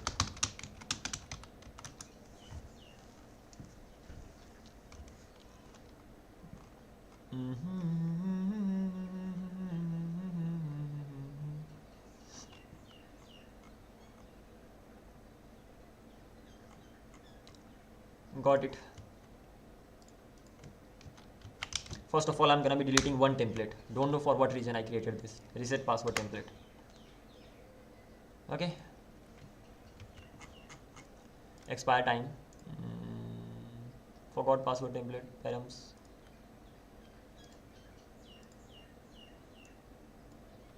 Let's go to the type of this, and both the templates are gonna be having the expiry time as well. So expiry time, that's gonna be string, just like this, and both of them are gonna be having. And close this. Once I have this over here, then okay. So click this button to this link will expire in this minute. Okay, fine. This is create password body. This should be expire time. Okay, expire time or expiry time? Expiry time should be expire time. Should it be expire time? Expiry time. Am I crazy? What it added earlier? Expiry time. Okay, let's go with that.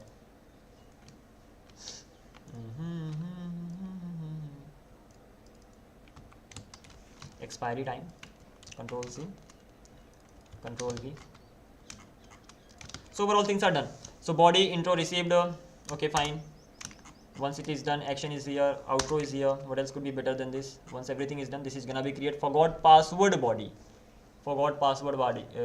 Create forgot password body. Yeah, that's enough. So once this is done, what am I doing here? I'm trying to forget the password, right? So at the end of the day, create this is the problem. Create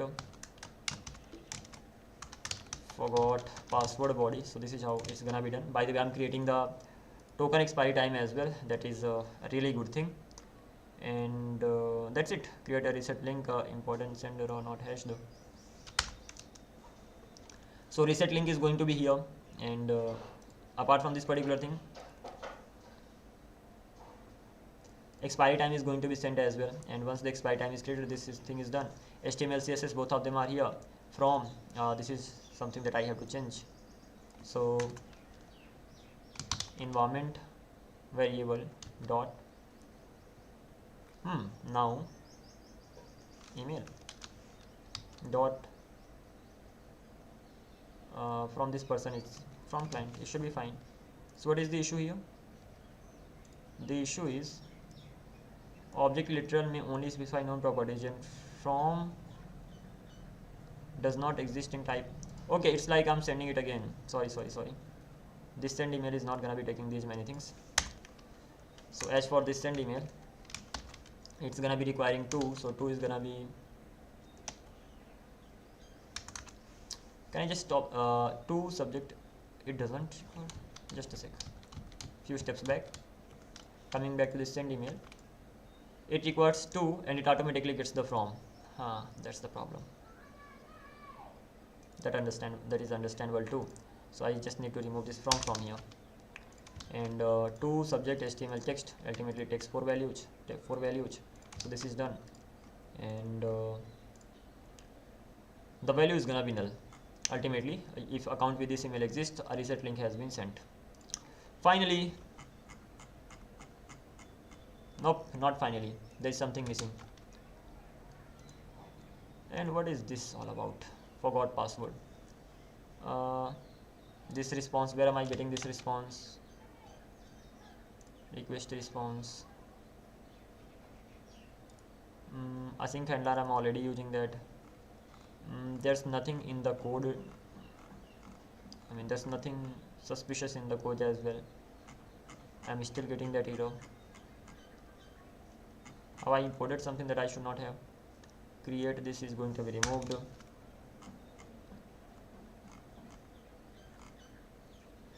Go through it. The type response any, record string any is not assignable to type void.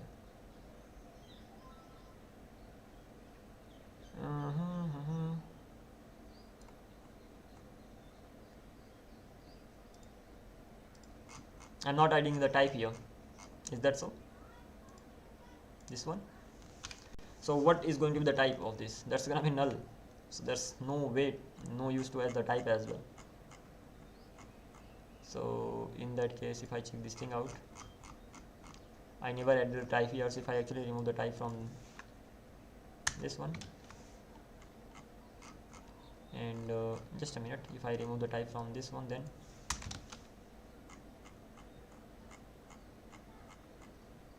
still API error, API response.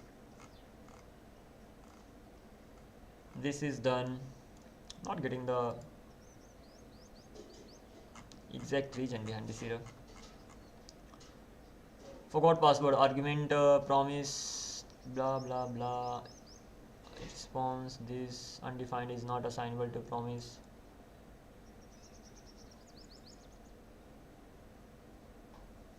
Let me just copy the error right now.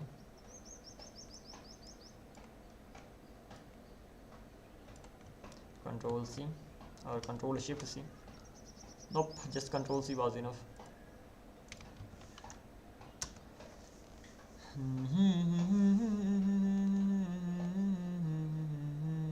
Return type issues, not a logic issue. So request handler type, your route expects this and return promise, but your controller is returning promise, response or undefined. But because somewhere you are doing this, when you return this, TypeScript refers promise response. Y express doesn't need return. In space response status 200 JSON already ends the response. You don't need to return it. So somewhere I'm doing but somewhere I'm returning it or what? Throw. Yeah, this one. But I need to do it.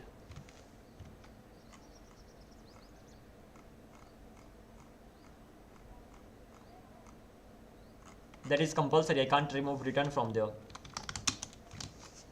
It needs to end here itself. And apart from this particular thing,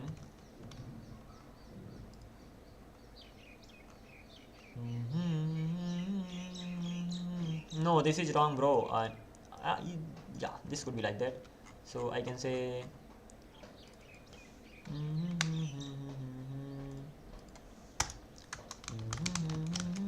but will this solve the error? Oh yeah, it does. Wow. So don't return. what the hell? It's crazy. Like if you are directly returning it, then that's gonna be problematic. So don't return the response, rather just simply return directly like this. That is okay too, not really a big problem. So let me check Control F, where all am I using return here? Just only at one place. In the entire code I just use it only one place, and that is why I was getting the error here. By the way, got it, checked it. After that what am I doing here? Get the email, but it is not giving me suggestions. So just simply add over here, find the user, important, don't reveal whether the user exists or not. After that, generate the user has the token. Okay, apart from this particular thing, generate reset password email templates. That's actually gonna be generated here. So this way it's going to be generated. Once this is generated, then HTML, okay, it's gonna be quite a big one. So this is how templates are generated. And once I have the templates generated, I'm gonna be sending the email. So simple, easy peasy. send forgot password, reset password. I think I should change the name. Let me ask this as well. Which name is better? Which name is better? Forgot password token or reset password token? Short answer, reset password token. मतलब I've got more work to do. It describes the purpose, not the trigger. Forgot password token. Reset password token is mainly going to be used for resetting the password and all, so that does make sense. So in that case, bro, I've got a lot of things to do now. What is the first thing? The first thing is that go to the model. I can't give it the code of this model directly to the AI, otherwise I don't know whether it will even, I mean, it's not big deal, I can just directly do it, right? So this reset password token should be forgot password token, and then reset password token expiry. Once I've done that, then I'm getting the errors, and obviously I'm gonna be getting the errors. By the way,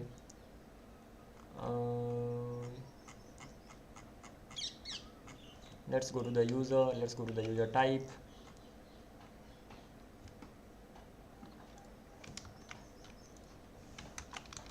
Reset done. Email verification token expiry, that is okay. Email verification token understandable. Once this is done, coming back to this user model, somewhere here in the middle, IAM is logged in, check token validity, and now this actually needs to be reset. Any error? No error. Now I think it is going to be okay. So reset, that is done. Apart from this particular thing, okay, fine, no problem as such. What is the next thing that I can do? Still I'm getting the error over here for some reason. Forgot password is not assignable to the reset password because it's being sent to the wrong forgot password is not assignable to reset password token, or did you mean reset password?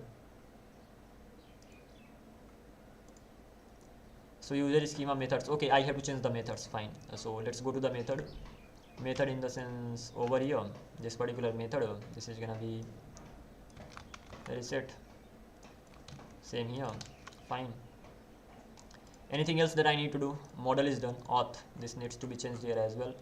So finally, forgot password, this is gonna be the part, and in here overall the things are done. And once I've done this much, I can even keep it simpler, but okay, I will be doing that. Forgot password token needs to be reset password token, same is gonna be happening here. Once I've done this much, after that reset link is gonna be this, every expiry time, reset body is gonna be this. So let me come back here, create forgot password body, reset password body. Now I need to change the name of this template, reset password template params. Coming back to this one, this needs to be this, and that's okay.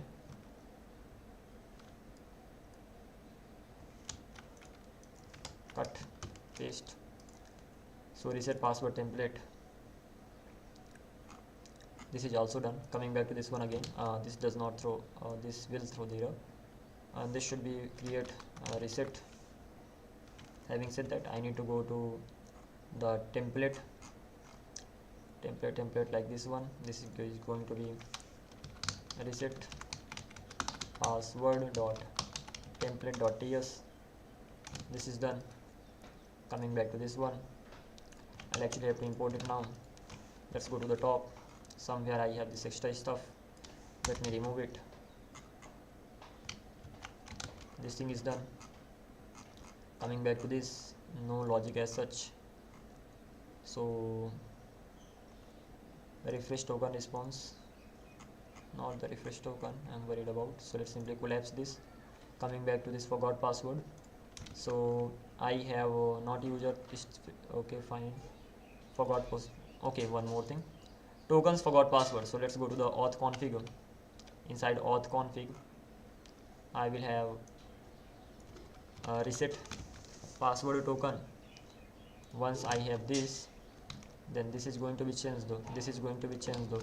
When this changes, I need to go to environment variable over here, reset. Once this changes, then this needs to change. This changes, this is fine, reset password token expiry. And once this changes, I need to go to the environment variable as well, environment variable. So what I have over here, first of all access token, then refresh token and all. After that reset password directory URL. Let's simply get rid of this. So this much is done. And reset password token expire in milliseconds, then reset password token expire in milliseconds. Tokens, the verification token expiry, reset password token expiry.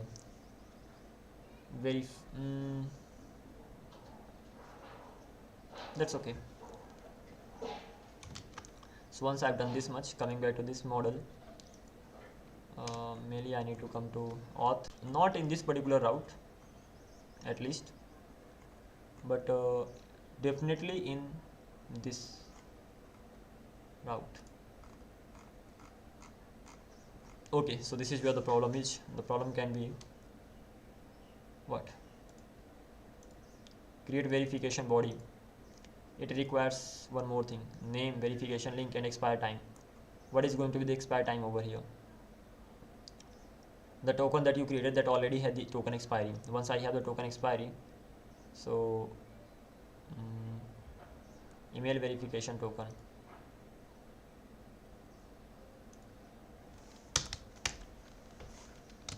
const verification link, const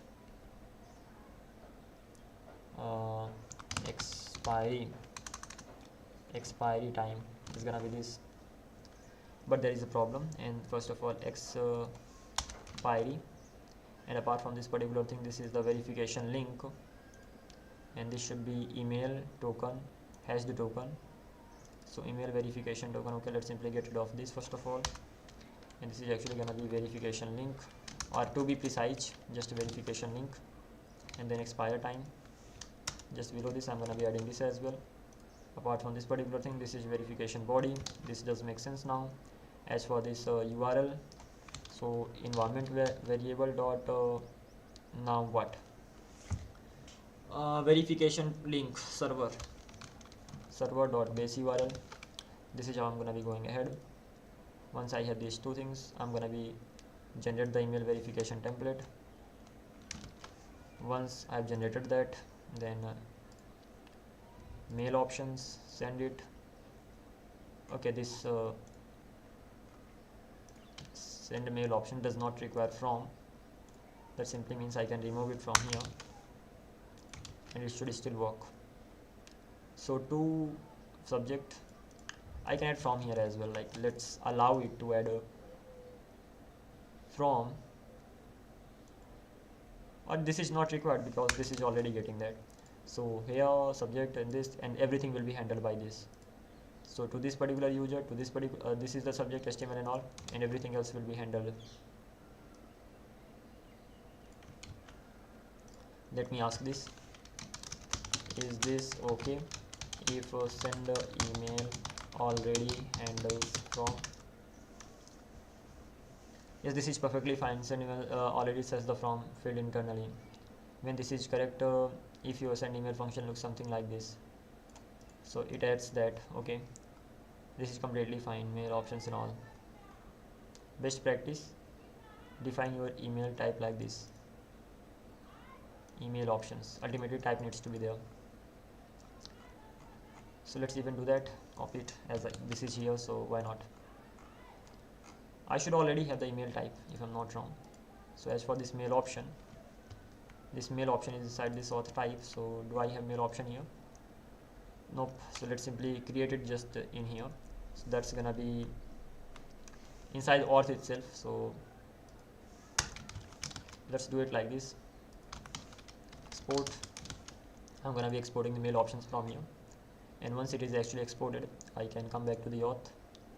I can actually go back to send it to email, and it already has send email options. It does have that. If I simply click on this, so it has, so I don't really need to worry about it. So that simply means I can go to the controller auth, can get rid of this, and it will still work. Apart from this particular thing, let's close everything, go to the user controller, not user controller here, and is there any error? Not user controller, auth controller, and turns out there are no errors now.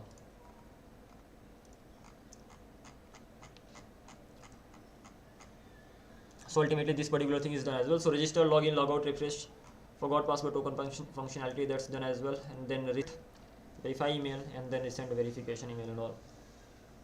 These are the things that are still remaining, but overall things are clear, and I think it's already 5:14 or something, so I'm gonna be just stopping it here. Already I have a meeting at 6 or something, and after that I'm gonna be working on my own things. So far I've been just simply working on this project, even if when I'm taking the help of AI.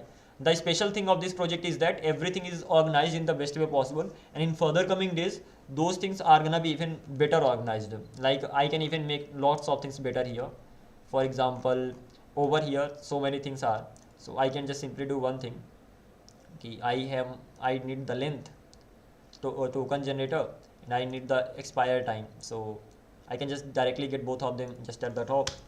So like const, and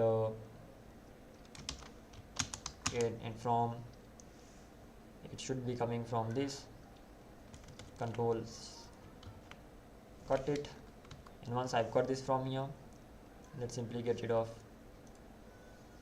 this, and right now length and expire time, let's get rid of this, and this way it looks even easier to see. Now it's fine.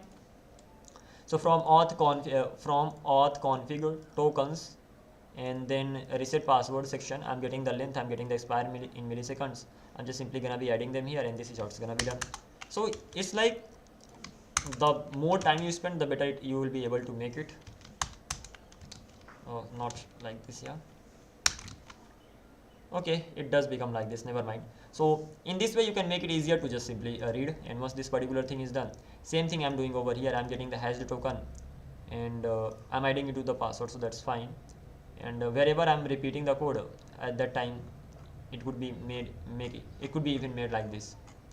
So it's all about spending time a little bit on it, and then that's it. Let me do that a bit.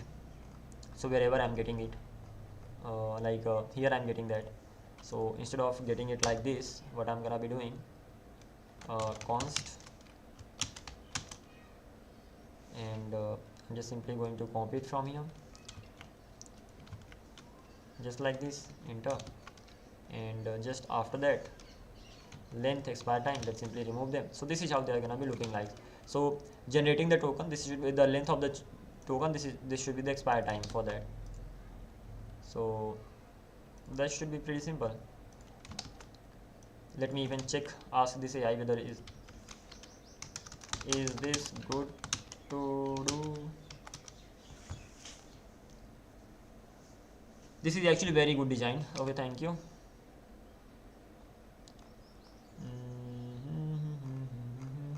Okay, even better optional length. If you want to reduce repetition further, you can move config inside the methods. So generate verification token, you could do user generate verification token, and that verification token will be using it will be getting the things from there. And okay, that's fine, it can even be done like this. So we can create even more methods on top of each other. Now your control becomes okay. Let's continue from here on. So this is gonna be the to do part. Let me add it directly. So why not?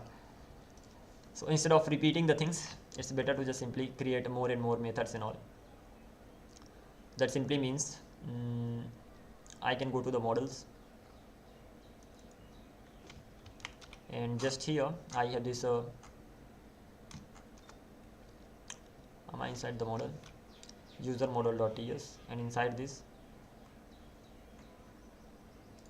check validity, check token validity. After that, generate token. Just below that I will have okay, generate verification token. And what is the problem with this? Generate verification token.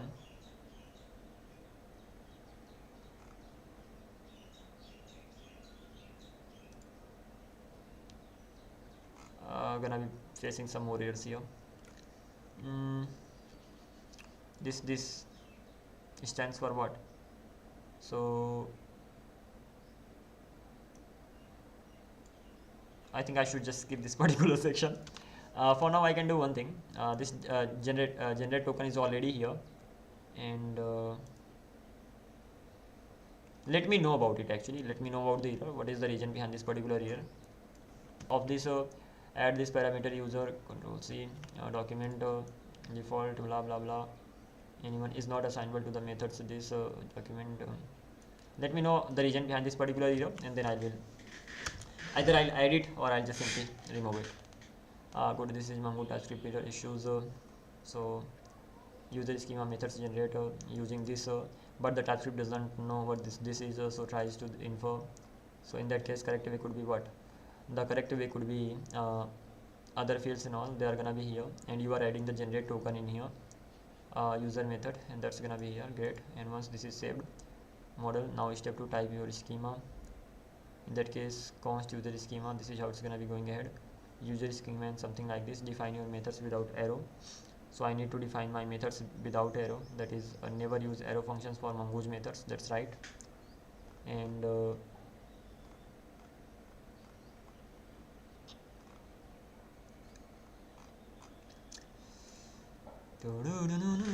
the question is, why am I getting this error? As for this generate verification token,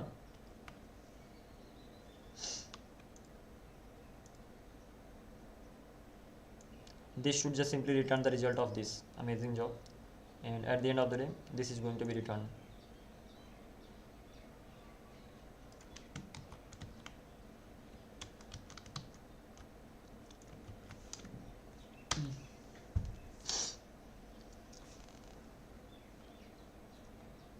The real problem is in user.types.ts. You did something like interface iUser this, but it is saying that extends document. That is the problem. In modern v6 and v7, you should not use extend manually. That causes the add this per expression you are saying. Correct modern way to do it is model hydrated document. Once I got that, iUser I have here, no extends documents, rather iUser methods, define model properly. So iUser model, and like this, optional cleanest way, type user document, hydrated document, iUser in methods. So I will get the user document like this is the modern and correct way, cleanest way. Okay, why this fix works? So ultimately what it is saying, let me check whether it actually works or not. So it is saying that when you export the things like this, it is not the best thing. So iUser, whenever I'm creating iUser, so instead of exporting it, I should be creating the iUser like this. User, I'm gonna be specifying all the things. No extended document. Step 2. So the iUser that I have here at the top, interface. So this is the interface that I have. I actually created a iUser interface.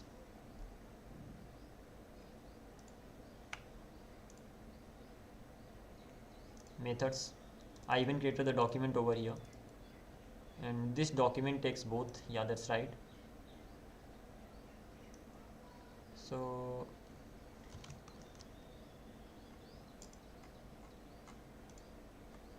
did I do it like this? Export is, I'm not doing it. User type. So if inside the real problem, if inside this you did something like this, so it's all about, it is just asking that if I did like this or not. And the thing is that I did not.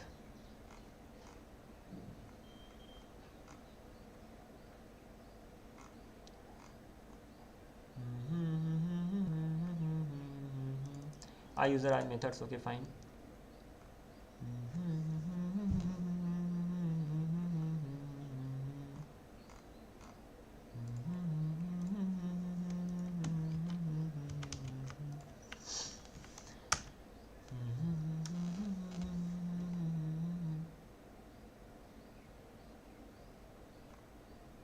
What is the real problem? The schema is declared correctly. Okay, fine.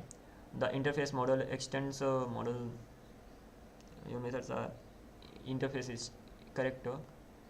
The fix is this. So inside your, I will come back again. I have to just fix this error. I have to know the reason behind this particular error. So I'll be back and continue from here on. Until then, take care and see you. Bye bye. And I gotta leave. Take care.